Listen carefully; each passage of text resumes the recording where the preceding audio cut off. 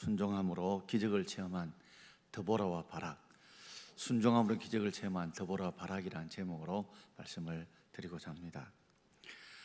미국의 어느 교회 목사님께서 새롭게 부임을 하셨습니다. 첫 번째 주일날 굉장히 은혜스럽게 설교를 하셨습니다. 많은 분들이 참 기대를 가지고 있었고 또 환영을 했는데 둘째 주의 기대가 실망으로 바뀌었습니다. 둘째 주일날 정말 사모하고 갔는데 그 다음 주일날 똑같은 본문과 제목을 가지고 설교를 하더라는 겁니다.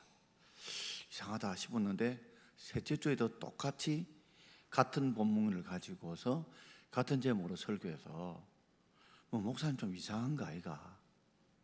그래서 그 중에 용감한 촉바른 성도 한 분이 목사님께 물었대요.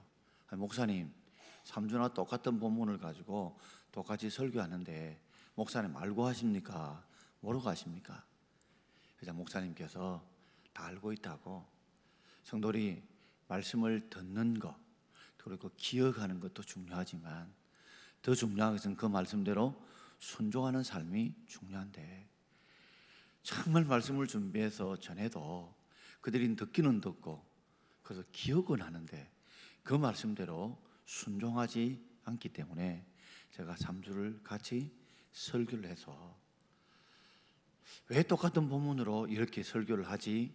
의문을 가지게 만들어 그들로 하여금 순종하는 삶을 살아갈 수 있도록 깨우치기 위해서 내가 이렇게 3주 동안에 같은 본문을 가지고 설교를 했다고 말했습니다. 여러분, 지금 시대는 우리가 하나님 말씀을 들을 때에 말씀에 듣는 양이 문제가 아닙니다.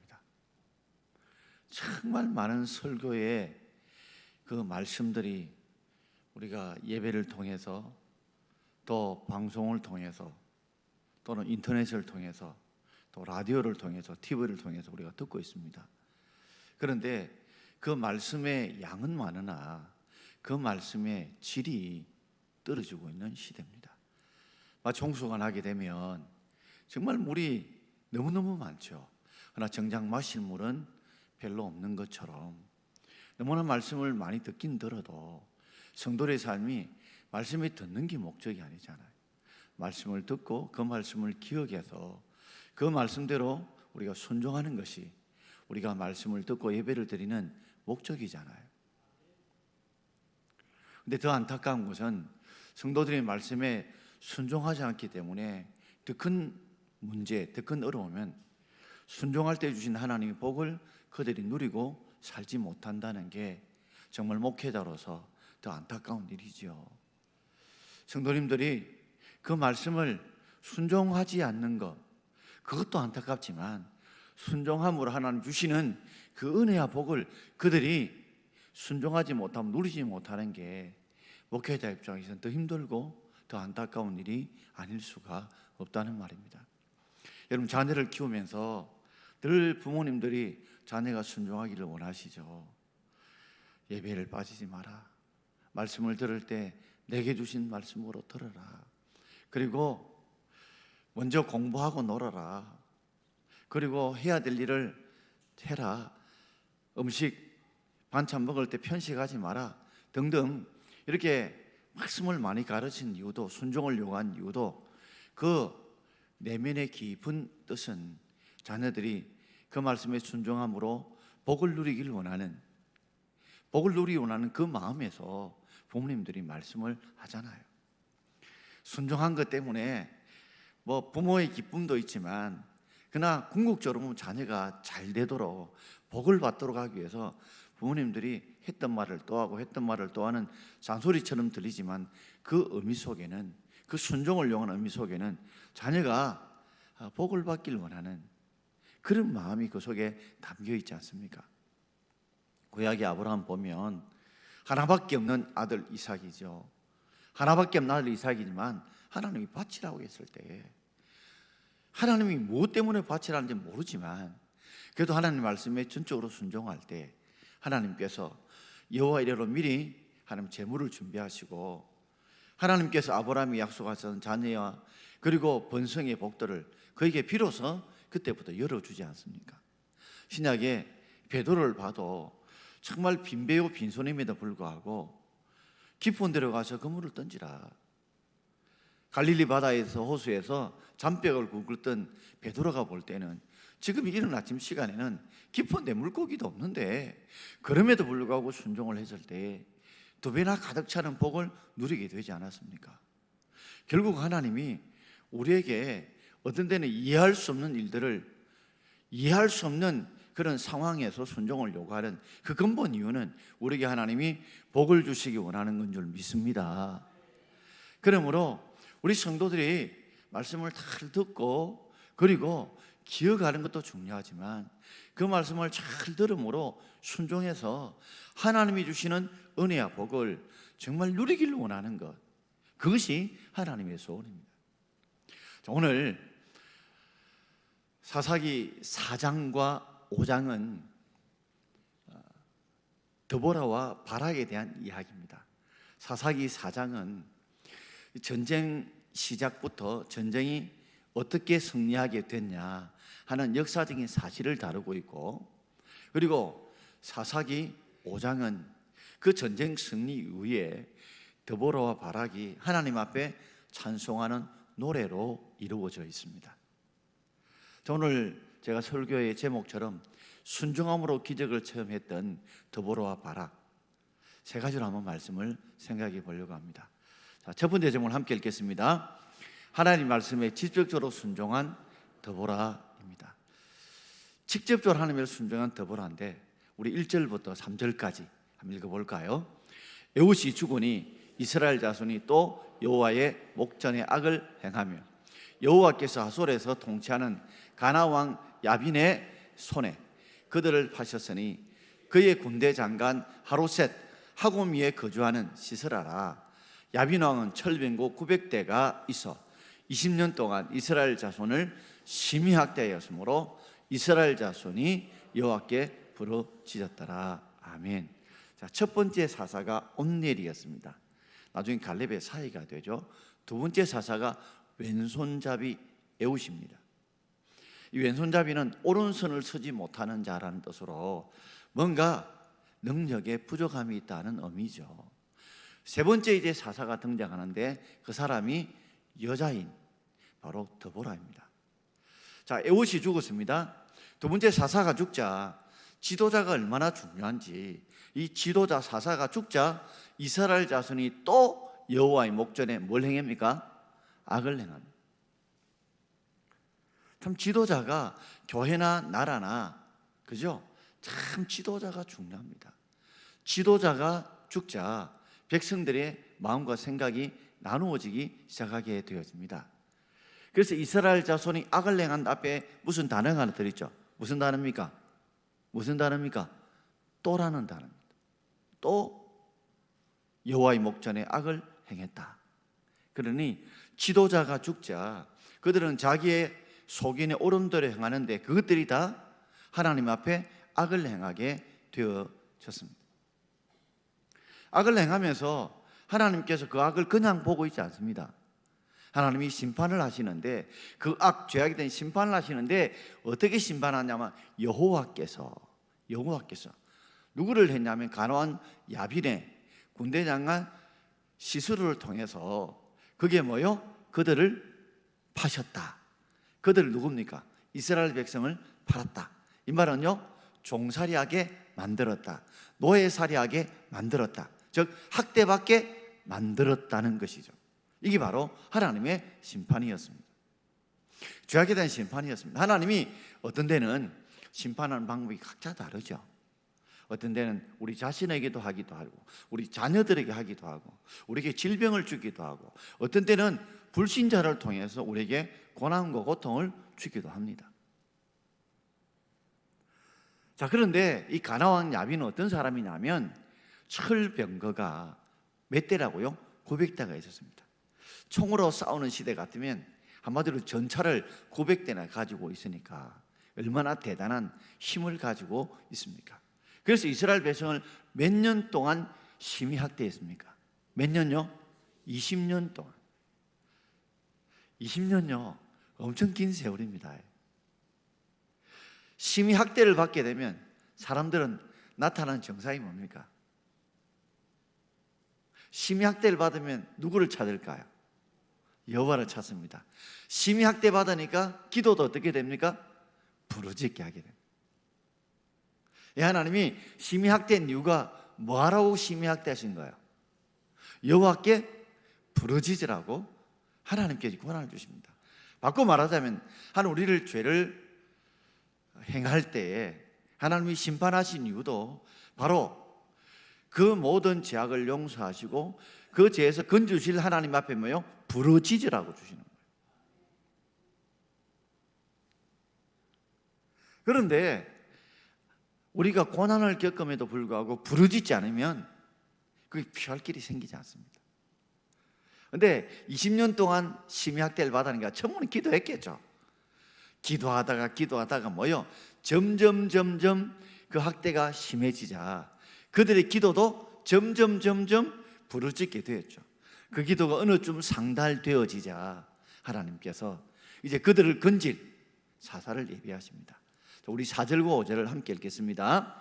그때 라비도스의 아내 여선지자 드보라가 이스라엘의 사사가 되었는데 그는 에브라임 산지 라마와 베델 사이 드보라의 종무나무 아래에 거주하였고 이스라엘 자손은 그에게 나아가 재판을 받더라. 아멘. 하나님께서 그들이 심히 학대를 받자 그들 속에 기도가 터져나오고 부르짖음이 나왔습니다. 그런데 하나님 직접 건져주시면 되는데 하나님은 사람을 통해서 함께 동력하기를 원하셔서 라비도스의 아니었던 드보라를 준비하셨습니다. 라비도스에 대해서는 성경에 나타난 흔적이 없습니다. 라비도 이름 뜻은 우리가 번개, 벼락 이런 뜻이지만 어쨌든 라비도스라는 사람에 대해서 성경에 나타나 있지 않습니다. 그리고 그 아내 이름이 뭐라고요? 드보라라는 여선지자였고 그리고 뭐라고요? 그는 사사였습니다. 당시에 이스라엘에는 항상 유대인 일어나면 세 가지를 감사해야 됩니다. 하나는 자신이 이방인으로 태어나지 않은가, 또 노예로 태어나지 않은가, 세 번째 여자로 태어나지 않는 것에 대해서 감사 기도했다고 할 정도로 우리도 옛날에는 그죠? 여인들이 부대접 받는 시대였지 않습니까? 그런 시대였어요. 자, 드보라는 여자였습니다. 그러면서 그는 또 무슨 자였습니까? 선지자였습니다. 그래서 하나님의 말씀을 듣고 그 말씀을 전하는 자였습니다. 그리고 그는 또 뭐라고요? 사사였습니다. 사사는 압제받는 이스라엘 백성들을 그들로 압제받는 민족을 쳐서 그리고 그들 백성들을 구원하는 자가 바로 사사입니다. 사사 역할 중에 하나가 뭐냐면 백성들의 어려운 문제들이 있으면 그 문제를 재판하여 판단해주는 재판관의 역할도 사사가 하게 되어집니다. 그래서 에브라임 산지 라마와 베델 사이 드보라의 종려나무 아래에 거주하였다 그랬습니다. 드보라의 종려나무 아래에 거주했다. 이 거주했다는 말 속에는 살았다는 말과 앉았다는 말들이 그 속에 함께 포함되어 있습니다. 학자들의 의견을 조합해 보면 드보라의 종려나무가 아래에 거주했다는 말은 드보라가 그 종려나무에 살았다는 보다는 아마 거기에 있으면서 거기서 뭐요? 재판을 했다. 그래서 드보라의 종려나무 아래에서 백성들의 문제들이 있으면 그 문제를 풀어주고 재판하는 역할을 감당했던 사람이 누구라고요? 바로 드보라였습니다. 이 드보라를 하나님이 사사로 쓰셔서 하나님의 종으로 쓰셔서 지금 압제받고 있는 이 가나안 야빈에게 압제받고 있는 20년 동안 압제받고 있는 심의학대에서 이 백성의 부르짖음이 하늘을 찌를 만한 그런 상황 속에서 바로 그때에 여호와의 부르짖음의 기도가 이제 거기에 차서 상달되어서 이 기도의 잔이 넘칠 때 하나님 사사를 준비해 주셨다는 거죠. 그리고 이 사사 드보라에게 하나님께서 이런 명령을 주셨습니다. 우리 7절 말씀을 우리 함께 읽어보겠습니다. 내가 야빈의 군대장관 시스라와 그 병거들과 그의 무리를 기송강으로 이끌어 내게 이르게 하고 그를 내 손에 넘겨주리라 하셨느니라. 아멘. 가나안 왕이 야빈이고 왕의 이야기만 나오는 거예요. 여기에 또 중요한 인물이 바로 시스라고 하는 군대 장관입니다. 요사이 말하자면 육군 참모총장, 국방부 장관으로 모든 군대의 모든 일을 총괄 지휘하는 장관, 최고의 대장입니다. 그 사람이 병거가 몇 대래서 아까 900대를 가지고 있었습니다.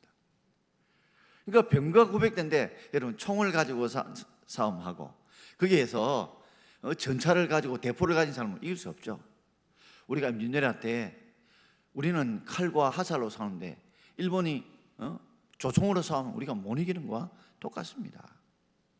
그래서 하나님께서 도저히 이길 수 없는 전쟁 가운데서 전쟁을 통해서 이 가나안 왕 야빈과 그리고 군대장관 시세라와 900대의 병거들과 군사들을 한 이길 전략을 설명해 주시는데 내가 그의 무리를 어디로 이끌어내겠다고요? 기송강으로 이끌어내겠다. 그리고 거기에서 그를 내 손에 넘겨주겠다. 여러분 흰센 사람도요 어떻게는 경찰이 딱 제압을 해서 포성지를 딱 묶어서 넘겨주는 거 있죠. 이 넘겨준다는 말은 힘을 쓰지 못해서 이제 상대의 포로가 된다 그 말이죠. 그러니 이기게 해준다는 바로 의미입니다. 자, 한번 생각해 보십시오. 여자입니다. 선지자입니다. 그러나 사사였지만 이 여인은 당시의 여인들이 여자가 사사다, 지도자다 쉽게 받아들이기 어렵습니다. 그런데다가 문제는 이 여자가 전쟁을 해봤을까요? 안 해봤을까요? 한 번도 전쟁을 해본 일이 없습니다. 그런데 기송강가에 가서 거기서 하나님이 이기게 해주겠다, 넘겨주겠다 라고 했지 어떻게 구체적인 그런 전략은 설명을 해줬어요? 안 해줬어요? 해준 일이 없습니다. 그럼에도 불구하고 이 드보라는 나중에 바락과 함께 이 전쟁에 나가서 순종하게 되었습니다. 자, 그런데 이제 두 번째 제목을 같이 한번 읽어볼까요? 하나님 말씀에 간접적으로 순종한 사람인데 그 사람은 누구라고요? 바락입니다. 바락 이름 뜻은 번개, 아까 라비돗 이런 거 똑같은데 벼락이라는 이름 뜻을 가지고 있어요. 우리 6절 말씀을 우리 함께 읽어보겠습니다. 드보라가 사람을 보내어 아비노함의 아들 바락을 납달리 게데스에 불러다가 그에게 이르되 이스라엘 하나님 여호와께서 이같이 명령하지 아니하셨느냐? 너는 납달리 자손과 스불론 자손 10,000명을 거느리고 다볼산으로 가라. 자, 기송 강가에 가서 그들을 이끌어내겠다는데 다볼산 바로 앞에 흐르는 강이 무슨 강일까요? 기송강입니다. 다볼산 바로 옆에서 흐르는 강이 무슨 강이라고요? 기송강입니다. 그런데 하나님께서 드보라에게 명령을 주셨어요. 그런데 아마 이 성경에 자세히 기록해 놓지 않지만 우리가 설명해 보면 이런 거겠죠. 전쟁에 나가려면 나는 요 선지자다, 어떻게 하면 되겠느냐. 그럴 때 하나님께서 바락이 있지 않느냐. 그리고 바락으로 하여금 납달리와 스불론 자손 몇 명을요? 10,000명을 데리고 전쟁에 나가도록 하라. 그렇게 하나님이 구체적으로 명령을 주셨을 것이고 그 명령 그대로 드보라는 바락에게 전달했습니다. 자, 쉽게 말하자면 오늘 제가 여기서 제가 하나님의 말씀을 받았습니다. 제가 드보라라면 그걸 제가 여러분 설교합니다. 그러면 여러분은 그 하나님의 말씀을 저를 통해서 받았던 마치 드보라의 바락과 같다는 말이죠. 바락이 직접 받은 건 아닙니다. 드보라를 통해서 받은 거예요. 근데 바락도 참 이 말을 듣고 굉장히 마음이 심란했을 것입니다. 아니 지금 20년 동안 학대를 받는데 벌써 20년 동안 그들이 그 학대에서 이겨내고 싶지만 이겨내지 못한 이미 패배감과 절망감에 사로잡혀 있을 뿐만 아니고 상대는요 전쟁에 능한 자들이고 철병거가 900대나 되는 그런 백성이에요. 그런데 우리가 가진 힘으로 어떻게 우리가 가서 이길 수 있단 말이냐, 그런 마음이 들었을 줄 압니다. 그러다 보니까 바락이 오늘 우리 8절에 이렇게 말합니다. 자, 8절 말씀을 우리 함께 읽겠습니다. 바락이 그에게 이르되 만일 당신이 나와 함께 가면 내가 가려니와 만일 당신이 나와 함께 가지 않으면 나는 가지 않겠노라 하니. 어떻게 이 구절만 들으면 바락이 굉장히 겁쟁이처럼 보입니다. 여러분, 제가 하나님 말씀을 받아서 여러분들이 이렇게 하십시오라고 전하면 여러분이 직접 받은 게 아닙니다. 그죠? 그러니까 그때는 확신이 들지 않을 때도 있어요. 그런데다가 그 상황이 순종하기 쉬운 상황이에요. 목숨을 내걸고 해야 되는, 내 하나만 죽으면 것이 아니라 만 명의 사람들을 모을 수 있느냐, 그 만 명의 사람들이 과연 내 명령에 모이겠느냐, 그리고 그들이 목숨을 걸고 따라가겠느냐, 수많은 그 프렌들이 있지 않습니까? 그런데 바락이 하나 확신한 게 있습니다. 분명히 더불어 당신이 말씀을 받았으니까 당신이 함께 가면 나도 갈 거고, 만일 당신이 함께 가지 않으면 가지 않겠다. 그게 제가 간접적 순종이라고 했던 이유가 바로 여기입니다. 온전한 순종은 아니었어요. 당신 함께 가면 가고 안 가면 안 가겠다. 그러면 우리가 보면 바락이 굉장히 믿음이 없는 사람처럼 그렇게 느껴지죠. 두려움에 떠는 사람처럼 느껴지죠. 근데 히브리 11장에 믿음의 거인들, 믿음의 사람들 이름 속에 바로 바락이 나옵니다. 히브리 11장 우리 31절과 32절 함께 읽겠습니다. 믿음으로 기생 라합은 정탐꾼을 평안히 영접하였으므로 순종하지 아니하는 자와 함께 멸망하지 아니하였도다. 내가 무슨 말을 하리요? 기드온, 바락, 삼손 있다. 그러니까 기생 라합이 순종하지 않는 자들은 다 멸망당했지만, 그죠? 그는 하나님의 앞에 말씀에 순종함으로 함께 멸망을 당하지 않았던, 그래서 기생 라합은 믿음으로 했듯이 그 다음에 그 믿음으로 살았던 인물들을 이야기하면서, 사사를 이야기하면서 기드온, 그 다음에 누가 나와요? 바락이 나와요. 그러니까 바락이 뭐예요? 믿음의 사람인 것은 틀림이 없다는 거죠. 그런데 왜 바락이 그렇다면 더불어 당신이 함께 가면 나도 가고 안 가면 안 가겠다 했던 이유가 뭘까요? 바로 바락의 마음속에는 하나님이 누구와 함께 한다? 더불어 함께 틀림없으니까 더불어 당신이 가면 하나님도 나와 함께 전쟁터에 가는 것이고, 하나님이 함께 가게 되면 전쟁에 이길 수 있다는 그런 믿음을 가지게 된 줄 믿습니다. 그러니 바닥에 믿음이 없는 것이 아니라 더보라에게 명령을 주시던 하나님, 그렇다면 더보라가 함께 갈 때 하나님도 함께 갈 것이라는 그 믿음. 마치 하나님께서 모세에게 내가 이스라엘 백성을 이끌으라 할 때 내가 말을 잘 못합니다. 그때 하나님 누구를 붙여주셨어요? 말 잘하는 자기의 형 아론을 붙여주셨듯이 자신에게 아직 믿음이 부족한데 분명히 하나님이 쓰시는 사람이고 하나님 주시는 그 말씀의 사사였던 더불어 함께 한다면 그 말씀 주신 하나님이 더불어 함께 줄 것이고, 더불어 함께 할 때 하나님이 함께 하면 비록 만명이고 상대가 철병거 900성이 있고 수많은 군대가 있어도 이길 수 있다는 이 믿음을 가지고 있었던 사람이 누구라고요? 바로 바락입니다. 자, 우리 9절 말씀을 함께 읽어볼까요? 9절입니다. 이르되 내가 반드시 너와 함께 가리라. 그러나 내가 이번에 가는 길에는 영광을 얻지 못하리니 이는 여호와께서 시스라를 여인의 손에 파실 것입니다 하고 더보라가 일어나 바락과 함께 게스로 가니라. 그러면서 내가 더보라가 바락 너와 함께 내가 가겠다. 그런데 너는 온전하게 순종하지 못해서 직접적으로 순종하는 간접적으로 순종했기 때문에 그 누릴 영광은, 쉽게 말해서 가장 중요한 영광은 내가 누리지 못한다. 그 영광이 뭘까요?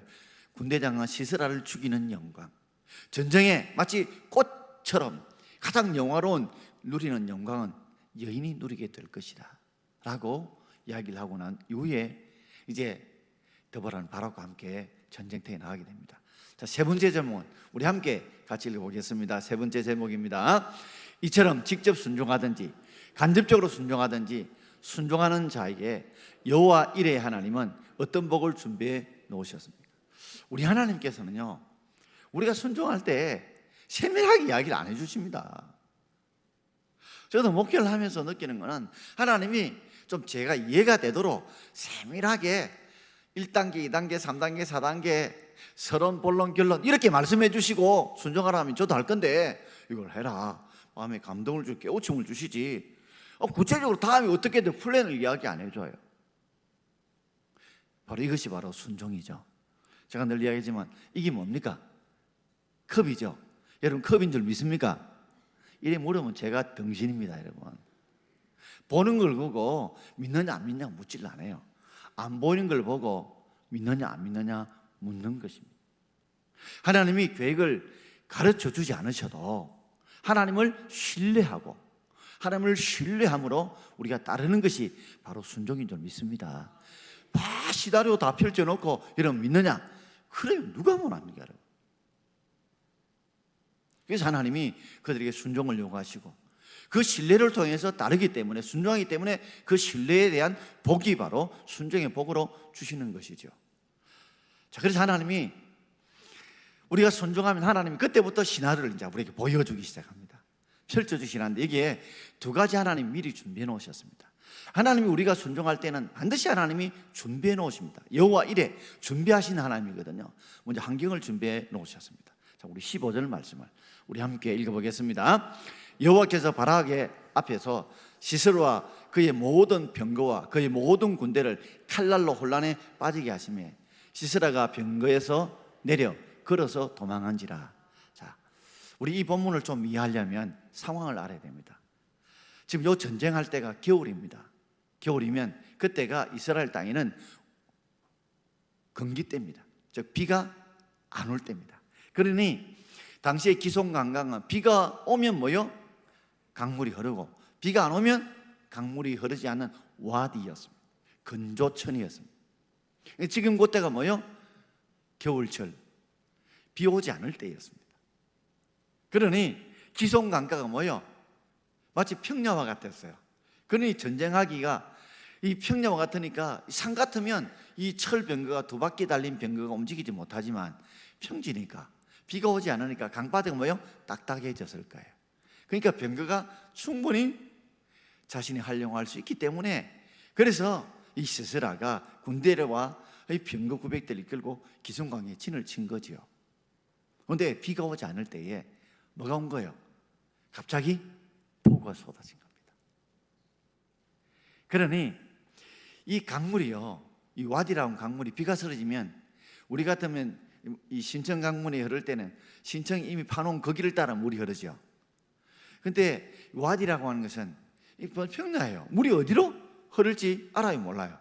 뭐 지맘대로 흐르는 겁니다. 우리 이거 준비와 대비를 할 수가 없어요. 그러니까 이 900대가요 비가 내리니까 바퀴가 돌아갈 수 있어요, 없어요? 돌아가지 못하죠. 물이 갑자기 비가 내리니까 물이 확 홍수처럼 내려오니까 결국에는 그들이 뭐예요? 막 흔들리고 좌지우지하게 되고 그러니까 병거가 쓸모없으니까 누가 도망가? 시스라가 걸어서 도망을 가게 되었어요. 그래서 사사기 5장에 가면 이제 승리를 노래했던 바락과 드보라가 노래하는 장면이 나오는데 거기에 보면 설명이 이렇게 나옵니다. 사사기 5장 21절 말씀을 함께 읽어보겠습니다. 기송강은 그 무리를 표류시켰으니 이 기송강은 옛강이라. 무리를 어떻게 시켰다고요? 표류시켰다. 현대인 성경은 쉽게 설명하는데 급류가 흘러서 급류에 휩쓸려 떠내려가게 만들었다 이 말이에요. 그러니 하나님께서는 전혀 생각하지 못한 때에 생각하지 못한 방법을 준비해 놓으신 줄 믿습니다. 그래서 하나님이 다 하면 될 것인데 하나님께서 갑작스럽게 비를 내려 소낙비를 내려서 그 병거들을 쓸모없이 만들어버리고 그들이 포로할 때 이스라엘 백성이 떠내려가는 사람들을 찔러 죽임으로 결국 승리를 누리도록 준비해 놓으신 것이죠. 또 한 가지 준비해 놓은 것이 있습니다. 뭐를 준비할까요? 사람을 준비해 놓으십니다. 드보라같이 바락같이 내가 뭘 하겠나 싶어도 하나님은 내가 부족할 때 모세가 부족할 때 아론을 준비하시고 전쟁에 한 번도 나보지 않은 드보라를 통해서 하나님이 바락을 준비하셨듯이 내가 하나님께 순종하면 하나님이 일할 수 있는 사람도 붙여주실 줄 믿습니다. 오늘 제가 이렇게 설교하게 되면 또 찬송을 불러주는 우리 목사님들, 집사님들, 권사님들이 계시잖아요. 우리 청년들이 있고 또 방송을 띄워주는 우리 방송실에 우리 뭐 전도사님들과 우리 집사님들이 계시잖아요. 이분들이 도와서 이게 하나 되어서 하게 되지 않습니까? 마찬가지로 사람을 준비해 놓으셨는데, 자, 사사기 5장 24절과 25절을 함께 읽겠습니다. 겐 사람 헤벨의 아내 야일은 다른 여인들보다 복을 받을 것이니 장막에 있는 여인들보다 더욱 복을 받을 것이로다. 시세라가 물을 구하되 우유를 주되 곧 엉킨 우유를 주되 귀한 그릇에 담아 주고. 자, 4장 끝에 보면 17절 이후부터 22절까지 이 헤벨의 아내 이야기가 나옵니다. 헤벨은 겐 족속 사람이에요. 그러니까 모세의 장인 호밥의 후손입니다. 그는 이스라엘 사람이 아니에요. 이스라엘 사람이 아니에요. 겐 사람이에요. 그죠? 그런데 누구와 이 헤벨은 누구 아주 이 가문이 서로 화목했느냐 하면 가나안 왕 야빈 왕과 아주 헤벨 가문이 화평했던 가문이에요. 이 사사기 4장 17절에 나와요. 그러니까 시스라가 도망갈 때 뭐요? 우리 왕 아주 친한 그 헤벨 가서 간 거예요. 왜요? 거기 가면 숨겨줄 줄 알고, 거기서 내가 살 줄 알고 그곳에 갔죠. 갔는데 헤벨의 아내가 누구라고요? 야엘인데, 찾아가서 이제 뭐 전쟁에서 피하고 지 혼자 도망을 갔어요. 그러니까 뭐예요? 목이 말랐어요. 물을 달랬는데 뭘 줬어요? 우유를 주되 곧 뭐라고요? 엉킨 우유. 이 엉킨 우유는 고급 우유입니다. 그걸 줬어요. 그리고 달려오다가 긴장이 풀리니까 뭐예요? 골아 떨어지게 되죠. 자, 그 다음 26절, 사사기 5장 26절 한번 읽어보겠습니다. 손으로 장막 말뚝을 잡으며 오른손에 일꾼들의 방망이를 들고 시스라를 쳐서 그 머리를 뚫 때 곧 그의 간도너를 뚫었도다. 꿰뚫었도다. 그러니까 지금 막 곤이 잠들었어요. 이 여자가 안심하고 이제 여기는 나를 살려줄 게라고 시스라가 그냥 긴장을 풀고 잤는데, 이 장막 말뚝을 어디, 관자놀이가 어딘지 아시죠? 귀하고 눈썹 사이에 온폭 들어간 데 있죠? 요 관자놀이입니다. 여기에다 대고 말뚝을 가지고 망치로 툭 때려본 거예요. 그 기절했다가 죽어버려요. 자, 사사기 아까 4장 9절 마무리 짓겠습니다. 자, 사사기 4장 9절입니다. 이는 여호와께서 시스라를 여인의 손에 파실 것입니다. 이 여인이 누굽니까? 헤벨의 아내 야엘이었습니다. 그러니까 한마디로 시스라 믿었던 도끼에 뭐요? 발등이 찍힌 게 아니고 간자놀이 찍히가 죽은 거예요. 자, 말씀을 마치고자 합니다. 성도 여러분, 우리가 어떤 때는 하나님이 우리에게 요구하는 것은 순종입니다. 순종하게 되면 하나님은 우리에게 뭐요? 복을 준비해 놓으십니다. 어떤 때는 플랜을 다 모릅니다. 그러나 하나님께서 거기 가라 할 때 이미 그 땅을 준비해 놓으셨습니다. 준비해 놓으시고 생각지 못하는 폭우를 통해서 병고 900승과 이스라엘 백성 가나안 군대를 쓸모없이 만들었어요. 그리고 바락이 자기가 갔으면 될 건데 더불어 같이 가자 해서 내가 영광을 놓칠 것이다.